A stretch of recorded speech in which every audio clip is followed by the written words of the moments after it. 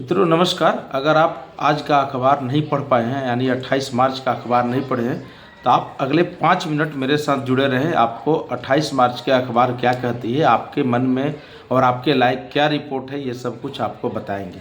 पहले खबर लेते हैं राजनीति से। चूँकि राजनीति में इन दोनों काफ़ी सियासी पारा गर्म है, तो ऐसे में राजनीति में क्या चल रहा है पटना में, खासकर बिहार के राजधानी में, और उसको लेकर नीतीश जी क्या कर रहे हैं और पार्टियां क्या कर रही हैं, इन सभी चीज़ों से रूबरू होते हैं। तो आज के अखबार लेते हैं। ये मेरे हाथ में आज दैनिक जागरण है। दैनिक जागरण का प्रथम पेज आप देखिए, फर्स्ट पेज पर ये पूरी एक रिपोर्ट है।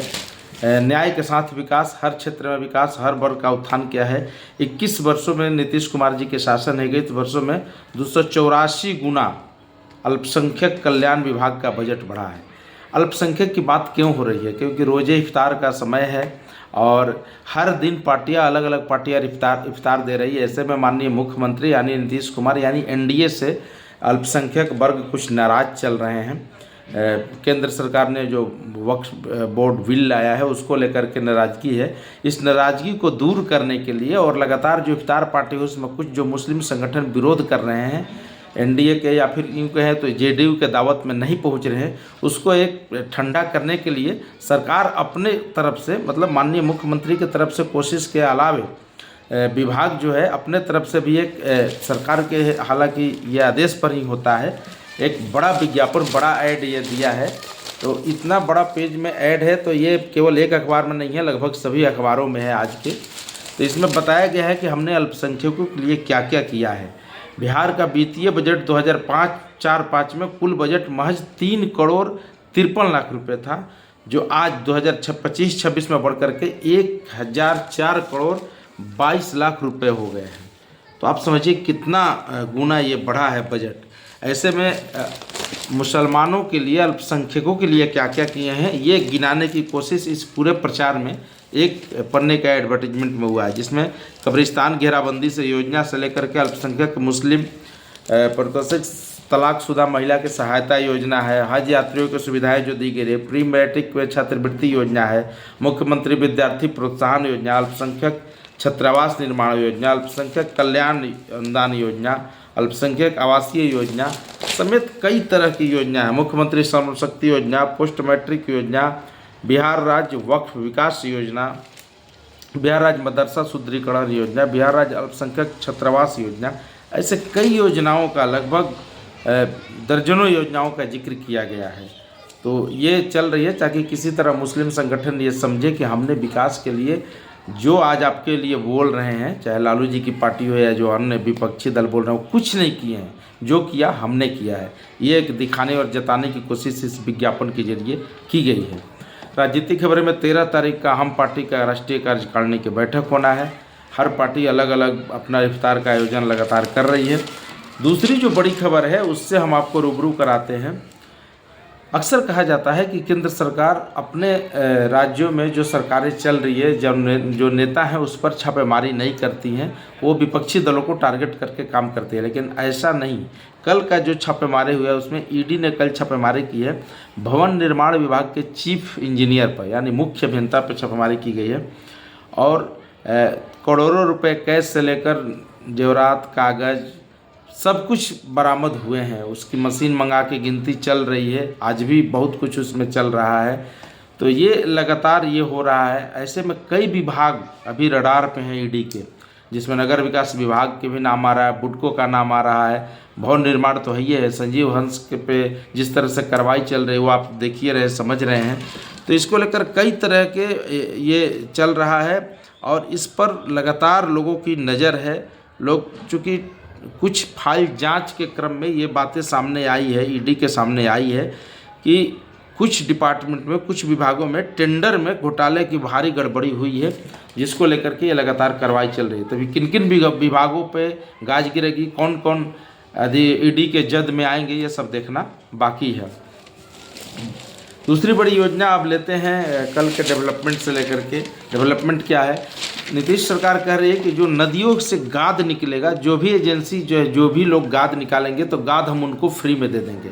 मतलब पहले जो गाद बेचा जाएगा, जो किया जाता था, अगर वो कोई फ्री में लेने के लिए आता है और उसकी एवज में उनको नदियों से गाद निकालना है, अपने मशीन से, अपने संसाधन से आप गाद निकालिए और जो उसमें बालू है, जो कचरा है, वहाँ से निकालिए ताकि पटना की ओर धारा को मोड़ा जा सके और पटना शहर से सटा हुआ नदी को, गंगा नदी को, खासकर पानी को नज़दीक लाया जा सके।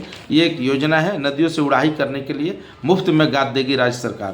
तो ये गंगा नदी के नहीं, बिहार की तमाम नदियों की बात चल रही है।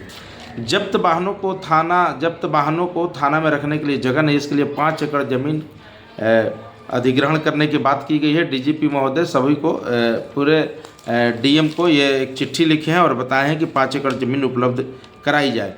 शिक्षकों का वेतन भुगतान पर आज विचार विमर्श हो रहा है। महिलाओं के लिए अलग डिग्री कॉलेज खोलने का कोई व्यवस्था अभी नहीं है।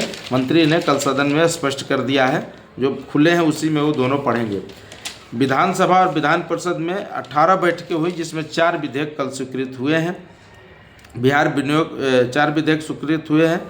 अब तक विधानसभा में 3857 प्रश्न आए थे, जिसमें लगभग 2944 प्रश्नों का जवाब दिया गया और स्वीकृत किए गए थे। उसी तरह विधान परिषद में भी 28 फरवरी तक जो चला है सत्र, उसमें कुल 18 बैठक हुई है, जिसमें से कुल आपको अब तक जो प्रश्न आए हैं उसमें से 1300 प्रश्न स्वीकृत हुए थे। 1485 प्रश्न आए थे, 1300 प्रश्न स्वीकृत हुए थे, जिसका जवाब भी दिया गया था। और गिल्ली डंडा, कांच, लाल जो लाली होता था, गांव में कुश्ती होता था, इन सभी खेलों के जरिए जो है 75 ऐसे खेल हैं जिसको केंद्र सरकार के शिक्षा विभाग ने चयनित किया है और खेल खेल में पढ़ाई की योजना बना रही है, ताकि बच्चे पढ़ाई के साथ साथ खेल से अधिक संख्या में जुड़ सकें। इसके लिए योजना बन रही है। और इन सभी जो पारंपरिक खेल है जो कहीं ना कहीं भूल गए हैं, जो हम लोग खेले हुए हैं, आज हमारे बच्चे युवा पीढ़ी नहीं जान रहे हैं, तो उनको किसी तरह से शिक्षा मंत्रालय की रिपोर्ट में शामिल कर रही है। और उसके लिए जो टीचर बहाल हुए हैं उनको प्रशिक्षण ट्रेनिंग दे करके ये सभी जो पारंपरिक खेल है उनको शुरुआत करने की बात की जा रही है। पंचायत में एक पूर्णिया से खबर आई है, बहुत ही ये दर्दनाक खबर है कि 2 भाइयों की आपस की लड़ाई में एक बच्चे की जान चली गई है, जिसकी कीमत पंचायत ने महज 8 लाख रुपए लगाया है और 8 लाख रुपए की ज़मीन उसको दे करके रजिस्ट्री करा दी गई और मामला को सुलटा लिया गया। हालांकि जब पुलिस में खबर मिली तो पुलिस वहां पहुंची है। अब तक कोई एफआईआर उसको लेकर दर्ज नहीं हुआ है। हरियाणा में ईद का जो राजपत्रित अवकाश था उसको वैकल्पिक रूप से कर दिया गया है। साल में 3 बार अब सीए की परीक्षा होगी, पहले मात्र 2 बार होती थी। बच्चों को जीवन कैसे बचाए, इसके लिए भारत से सीखे, ये यूएनओ का एक रिपोर्ट आया है। तो जो भारत सरकार के 2020 के मृत्यु दर को देखते हुए पहले 1000 बच्चे पर 29.85% मृत्यु होते थे, अब 1000 पर मात्र 24.29 यानी 5% लगभग घटी है। और ये इसको लिखते हुए यूएनओ ने भारत की तारीफ़ की है कि किस तरह से भारत ने बच्चों को, खासकर उसमें आयुष्मान कार्ड योजना और कई तरह की योजनाओं का जिक्र है, शामिल किया गया है। तो भारत की काफ़ी वाहवाही अभी हो रही है, क्योंकि बच्चों के जीवन बचाने में भारत सफल हुआ है अन्य देशों के अपेक्षा। अगली खबर की हम लोग बढ़ते हैं। चूँकि मौसम गर्मी का आ गया है, इस समय मार्च महीने में भी इतनी भारी गर्मी पड़ रही है। कल बक्सर काफ़ी गर्म रहा, 41 डिग्री सेल्सियस जो वहाँ गर्मी मापी गई है, सबसे अधिक बिहार में। तो आगे भी क्या होगा, चूँकि अप्रैल और मई दोनों बाकी है, तो आप लोग थोड़ा सावधानी से रहें, खान पान पर विशेष ध्यान दें। गर्मी में बाहर निकले तो उस पर भी विशेष ध्यान दें। समय पर बिजली बिल जमा करने वालों के लिए बिजली विभाग प्रशस्ति पत्र देगी और जो लोग समय पर भुगतान नहीं कर रहे हैं उस पर कार्रवाई भी की जाएगी। गर्दनीबाग में नया पासपोर्ट बन रहा है, क्योंकि बिहार में पासपोर्ट की संख्या सबसे अधिक बढ़ रही है। लगातार लोग पासपोर्ट बना के पता नहीं कहाँ जा रहे हैं, लेकिन पासपोर्ट लगातार बन रहे हैं। एक रिपोर्ट ये है कि इसी साल लगभग 3,86,000 पासपोर्ट जारी किए गए हैं। तो इतने पासपोर्ट बिहार में क्यों बन रहे हैं, कितने लोग विदेश में जाकर नौकरी कर रहे हैं, या फिर बिहार से पलायन लगातार जारी है, ये पासपोर्ट का आंकड़ा देखने से यही कहा जा सकता है। डॉक्टर का अभी हड़ताल 2 दिनों से चल रहा है, लेकिन इससे खासा प्रभावित नहीं हुआ है। अगर आप पटना में हैं, घर बंद करके जा रहे हैं, तो चोरों की नज़र आपके घर पर रहती है। नेपाली नगर की कल घटना है कि 15 लाख रुपये के जेवरात और ज्वेलर्स की चोरी ज्वेलरी की हुई है उस घर से। नीतीश जी व्यवसायी थे, वो टाटा गए थे किसी काम से, तो 3 दिनों से घर लगभग बंद था, उनकी चोरी दिन में ही हो गई। आए घर का ताला खोले तो पूरा वो रह गए कि क्या हो गया, उनको बहुत परेशानी हुई। दीघा मंडी से अतिक्रमण हटाया जा रहा है, ये भी एक खबर है। आगे की खबर ये है कि आपको जो यहाँ पे जो हमारा पशु वगैरह जो चल रहे हैं उनको भी पटना में धरपकड़ करने की ज़रूरत है। और ये सब अतिक्रमण लगातार पटना में बढ़ते जा रहे हैं, उसको लेकर लगातार कार्रवाई हो रही है। और अतिक्रमण पे कल भी दानापुर, पटना, भागलपुर, मतलब बिहार के सभी कोनों में लगभग अतिक्रमण पे लगातार कार्रवाई हो रही है। फिर भी लोग अतिक्रमण करने वाले, जब गाड़ी आती है, प्रशासन आता है तो भाग जाते हैं, फिर आके दुकान लगा देते हैं। तो इससे अतिक्रमण जा नहीं पाएगा, इसका कुछ ठोस वैकल्पिक इंतजाम करना पड़ेगा। गर्मी की छुट्टी को देखते हुए स्पेशल 8 जोड़ी ट्रेन और स्पेशल चलाई जा रही है, क्योंकि गर्मी में लोग ज़्यादातर घूमते फिरते आनंद करते हैं, तो उसको लेकर के ये बात चल रही है। और इस पर कार्रवाई भी रेलवे लगातार कर रहा है। अखबार में लगातार रिपोर्ट इन दिनों छप रही है, चूँकि चुनावी साल है, तो चुनाव में नीतीश जी ने क्या क्या किया है, पहले बिहार में क्या था, इसको कंपैरिजन को लेकर के दैनिक जागरण में और अन्य अखबारों में भी कई रिपोर्टें लगातार आ रही है। कैसे बिहार का स्वास्थ्य व्यवस्था पहले बीमार था, अब कैसे पटरी पर आया है। इसके बावजूद भी बिल्डिंग तो खूब बने हैं, लेकिन वहाँ पे जब तक डॉक्टर की कमी है, नर्सेज की कमी है, इंफ्रास्ट्रक्चर बन जाने से नहीं होते, मशीन लगी है तो मशीन चलाने वाले लोग नहीं है, तो ये सब सारी व्यवस्था को भी देखना पड़ेगा सरकार को। हालांकि इसमें बहुत आमूलचूल परिवर्तन इतने दिनों में आया है। कबीर ड्रीम सिटी है, जो एक रेरा का आदेश का पालन नहीं किया और जो लोग घर खरीदना चाहते हैं उनके पैसा को वापस नहीं किया, तो इस पर कार्रवाई की गई है। उनके सारी संपत्ति जब्त होगी, इसकी कार्रवाई की गई है। रिश्वत लेके आपको रानीगंज का सीओ सर्किल अफसर, चूँकि भ्रष्टाचार भी है, अगर विकास है तो भ्रष्टाचार साथ में है, तो वो पकड़े गए हैं। रानीगंज के सीओ रिश्वत लेते कल पकड़े गए हैं। यह है पूरी व्यवस्था। भूखे हाथी नवादा में कच्चे घरों को ध्वस्त कर रहे हैं और खाना खा रहे हैं, तो ये तो इसको प्रशासन की देखने की बात है। अमित शाह गोपालगंज जा रहे हैं, बिहार को बड़ी उपहार देंगे, ऐसा कहना दिलीप जायसवाल जी का, भारतीय प्रदेश अध्यक्ष जी का है। गोपालगंज में उनकी जनसभा होगी, नित्यानंद राय उसके तैयारी में लगातार लगे हुए हैं। और चूँकि चुनाव नज़दीक आ गया, तो ऐसा भी अमित शाह बोल चुके हैं कि बिहार में हम डेरा डालने वाले हैं, तो मिथिला में डेरा डालें, जहाँ डालें, लेकिन बिहार में अब उनकी डेरा पड़ने वाली है। चूँकि नरेंद्र मोदी जी का भी आगमन अप्रैल महीने में होना है, उसके पहले अमित शाह जी का आगमन हो रहा है और वो सब कुछ देख रहे हैं। चुनाव, चूँकि बीजेपी हमेशा चुनावी मोड में रहती है और चुनाव में वो लग चुकी है। 32 साल बाद एक मोतिहारी का मामला है पश्चिमी चंपारण का, जिसमें 32 साल बाद मॉब लिंचिंग मामले में 19 दोषियों को उम्र कैद की सज़ा सुनाई गई है। एक ये खबर आई है। राहुल गांधी काफ़ी इन दिनों परेशान हैं। वो लोकसभा स्पीकर पर आरोप लगाते हैं कि हमको सदन में बोलने नहीं दिया जाता है। हालांकि सदन के नियम कानून के तहत वो बोलते नहीं हैं, ऐसा सत्ता पक्ष कह रहा है और स्पीकर इसीलिए उनको रोकते हैं, और जब वो बोलते हैं तो स्पीकर पर ही आरोप लगा देते हैं। एक विकास की योजनाओं के साथ साथ नरेंद्र मोदी जी 19 अप्रैल को रेल मार्ग कश्मीर से कन्याकुमारी तक उसका उद्घाटन करने वाले हैं। 19 अप्रैल को वो जाएंगे कश्मीर, वहाँ से कटरा जाएंगे, कटरा में एक जनसभा को संबोधित करेंगे और वहीं से जो कटरा से कन्याकुमारी तक जो वो रेलगाड़ी पहली बार ये ध्यान रखिए, पहली बार ये चला रहा है। उस क्षेत्र में कोई रेलगाड़ी अब तक नहीं चली थी आज़ादी की इतने साल बाद। तो कटरा से बरमूला के लिए पहली रेलगाड़ी को हरी झंडी दिखाएंगे। ये 19 अप्रैल को होना है। दिल्ली से उधमपुर जाएंगे और उधमपुर से फिर हेलीकॉप्टर से जाएंगे कटरा, और कटरा से हरी झंडी दिखा के ट्रेन का रवाना करके वापस लौटेंगे दिल्ली। नितिन गडकरी ने कल संसद में एक जवाब दिया है और बताया है कि 25,000 किलोमीटर हाईवे को 4 लेन में तब्दील किया जा रहा है। 4 लेन में, जो 2 लेन नेशनल हाईवे उसको 4 लेन में तब्दील किया जा रहा है। 16,000 किमी लंबे नेशनल हाईवे को 6 लेन में परिवर्तित किया जा रहा है। 16,000 जो नेशनल हाईवे अभी तक हैं उसको अब 4 लेन से 6 लेन में कन्वर्ट किया जा रहा है।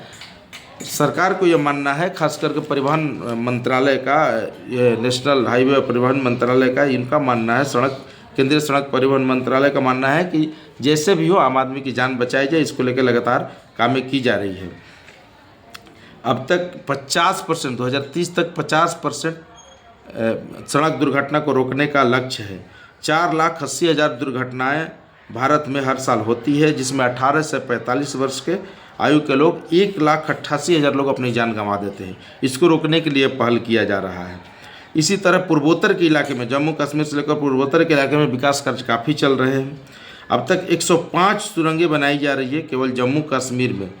2 लाख करोड़ रुपए की लागत से सड़क निर्माण लगातार कार्य चल रहा है और ये बन रहा है। तो ये डेवलपमेंट से जुड़ी हुई खबर है जिसको किया जा रहा है। एक कल सुप्रीम कोर्ट ने बहुत बड़ी टिप्पणी की है एक मामले में, चूँकि ये मामला जुड़ा हुआ है उत्तर प्रदेश से। तो उत्तर प्रदेश के ज़िला सुल्तानपुर से मामला जुड़ा हुआ है। उसमें एक याचिका दायर हुई थी जिसमें आपस में ही माँ और माता को बेटा निकाल दिया है घर से बाहर। तो सुप्रीम कोर्ट ने बोला है कि वसुधैव कुटुंबकम को मानने वाले देश, पूरा विश्व को अपना परिवार मानने वाला देश भारत में आजकल परिवार टूट रहा है, एक साथ नहीं रह पा रहा है। ये एक बड़ी खबर है जिसको लेकर के सुप्रीम कोर्ट की टिप्पणी है। हम लोग परिवार आपस में बंट रहे हैं, इसकी कोशिश करनी चाहिए कि एकजुट रहें। एकजुट रहेंगे तो एक शक्ति रहेगी और विकास भी तेज़ी से होगा। तो इसको लेकर टिप्पणी है। तो इस पर जो लोग सुन रहे हैं, देख रहे हैं, परिवार को जोड़ने की कोशिश करें, तोड़ने की कोशिश नहीं करें। देश की 1/3 GDP 284 अरबपतियों के पास है। अडानी का नाम इसमें आगे है चूँकि अडानी का ग्रोथ रेट काफ़ी तेज़ी से बढ़ रहा है। एक जैसे उत्पाद पे GST एक समान हो, ये केंद्र सरकार से लगातार मांग की जा रही है।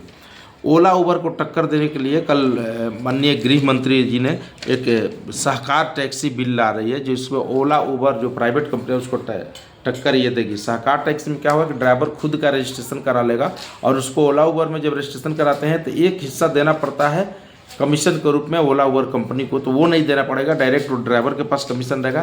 केवल आपको सहकार टैक्सी में आपको एक रजिस्ट्रेशन फॉर्म के साथ ऑनलाइन कराना होगा। ये अगले कुछ महीनों में आने वाली है। कल अमित शाह ने वहाँ पे सहकारिता मंत्री ने होने के नाते बताया है कि लोगों को मिलेगा नया परिवहन विकल्प में मिलेगा, आने जाने के साधन में मिलेंगे। लद्दाख में अस्थायी तौर पे सेना की एक और डिवीज़न बढ़ाई जा रही है। पहले से 3 डिवीज़न काम कर रही थी चूँकि चीन से सटे हुए सीमा और लद्दाख, तो वहाँ पे चीन के साथ साथ व्यवहार और अपना व्यक्तिगत जो वहाँ पे रिश्ते हैं वो सुधारने के अलावे चीन से लड़ाई में भी कमज़ोर न पड़े, इसके लिए लगातार सीमा पर चौकसी भी बढ़ती जा रही है। 3 डिवीज़न पहले से तैनात है, 1 डिवीज़न और सेना की तैनाती की जा रही है ताकि वो अपना वहीं पर डट के काम मुकाबला कर सके और काम कर सके। कल अमित शाह ने एक आपको अप्रवास और विदेशियों संबंधित विधेयक 2025 को पारित किया है जिसमें उन्होंने कड़ी टिप्पणी करते हुए बताया है कि भारत कोई धर्मशाला नहीं है जिस पर कड़ी नज़र रखी जा रही है। क्योंकि भारत में कोई आवे, किस मकसद से आ रहा है, क्यों आ रहा है, कहाँ आके बस रहा है, क्या कर रहा है, क्या उसका तात्पर्य है, इन सभी चीज़ों को जानना बहुत ज़रूरी है। ये देश की सुरक्षा की अहम कड़ी है, आज से पहले नहीं हो पा रही थी। तो किसी तरह से कोई कानून भी नहीं था, अंग्रेजी को बनाए हुए कानून पे भारत सरकार की कानून चल रही थी।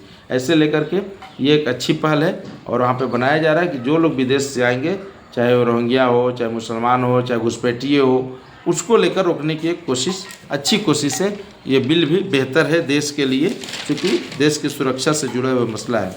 सलमान खान ने कल पहली बार बोला है, क्योंकि उनसे लॉरेंस बिश्नोई की धमकियाँ लगातार मिल रही है, तो उन्होंने कहा है कि जब तक जीवन रहेगा, जब तक लिखा होगा किस्मत में जीना, तब तक जिएंगे। ऐसे में सही बात है, किसी को मारने से क्या फ़ायदा, लेकिन अपनी अपनी सबकी सोच है। क्योंकि सलमान खान है, देश में उन्होंने कुछ काम भी किया है, तो काम करने के समय कुछ गलती सही हो जाती है, लेकिन आदमी को जो गलती हो तो माफ़ी भी मांग लेना चाहिए। ऐसे में लॉरेंस बिश्नोई गैंग से भी हम आग्रह करेंगे कि ऐसे लोगों पे थोड़ी सी रहम की जाए। हर चीज़ का समस्या का समाधान मौत ही नहीं है। खैर, ये तो आप खुद समझदार हैं, खुद समझेंगे भी।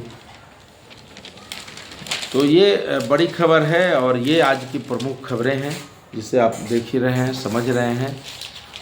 पटना में लगातार डेवलपमेंट के कार्य हो रहे हैं, चल रहे हैं। ऐसे में इन दिनों खास करके रामनवमी का त्यौहार है, तो रामनवमी का भी काफ़ी तैयारी ज़ोर शोर से चल रही है। तो धन्यवाद, आप देखते रहें, जुड़े रहें। ये हुई अखबार की प्रमुख खबरें। तो आपको इसके साथ लोग लाइक करें, सब्सक्राइब करें, देखते रहें। नमस्कार।